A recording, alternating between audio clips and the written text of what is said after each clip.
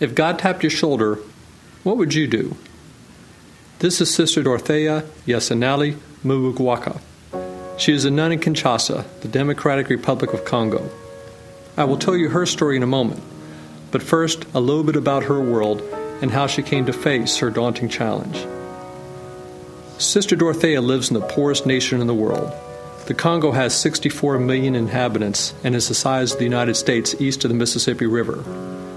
But although poor in wealth, the land is rich in minerals. Unfortunately, war and lack of infrastructure has kept the nation from realizing its potential.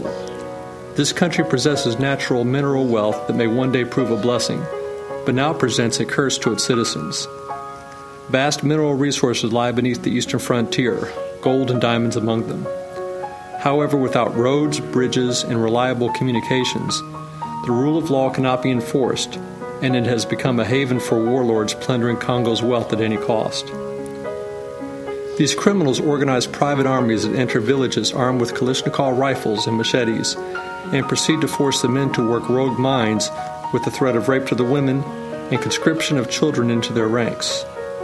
Resistance is met by chopping off hands or sometimes murder. This chaos has led to over 4 million deaths and the world's highest sexual abuse of women and girls. For those with even the most modest of means, the only way out of their misery is to sell everything they have to gain passage on dilapidated riverboats and float down the Congo River, whose navigable portion ends at Kinshasa, the nation's capital. The city offers slightly more safety, but at a cost of social and family structure. The result is the abandonment of children. The fact is, there are thousands of children living on the streets of Kinshasa. This is where we learn about Sister Dorothea. She is a woman who wakes up each day in the middle of a world in despair and resolves to make that world around her a better place. Sister Dorothea awoke in sweat one night with a revelation from God that could not be refused. She was called to care for the orphans of Kinshasa. With nothing more than a house smaller than a modest 2-bedroom American apartment, she was soon caring for over 25 children, most of who were under the age of 10. They were found wandering the streets and sleeping under cars. They were brought by families who, although they loved their children, made the torturous decision to give them up as they could no longer be fed.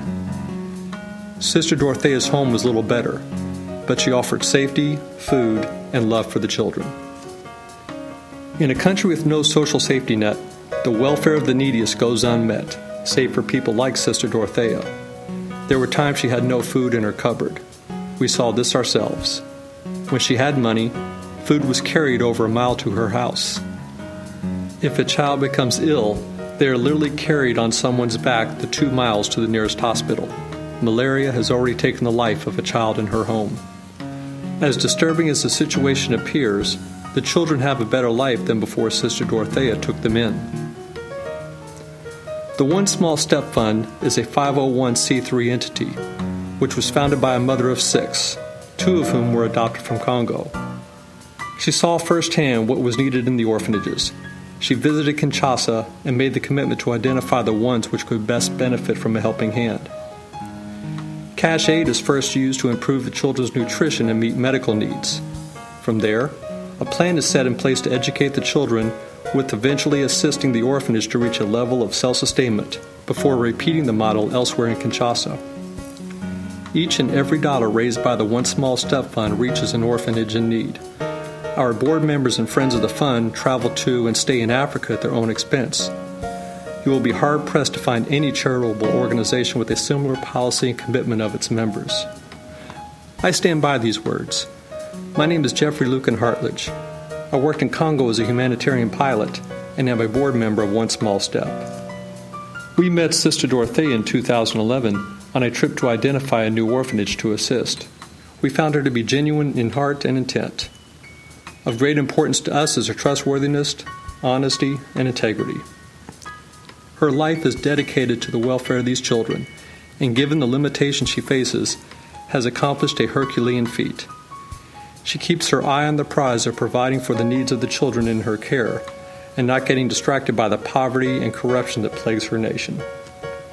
She understands that raising children to be honest, hard-working adults will provide a long-term structure of stewardship and support for future generations of those in need. In essence, this is what a family does. And hopefully, they will contribute to make fundamental change and offer hope to her nation. We have helped her meet the greatest immediate need, which is daily food and health care for the children. We have now undertaken the next logical step, building a home where the children can live, study, and grow to reach their potential.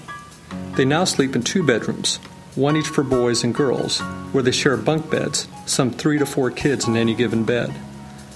Older children need room to study. Younger ones need space just to be kids. One small step has a vision where even an orphanage as poor as Sister Dorothea's can be self-sustaining. You've heard the parable about giving a man a fish and he eats today. Teach a man to fish and he eats every day. Although we provide the fish in the short term, we also provide the fishing pole and lessons to give people the tools and dignity to build a better life on their own. If you feel that same tap on the shoulder that Sister Dorothea did, help us help her. You will never see so little, do so much.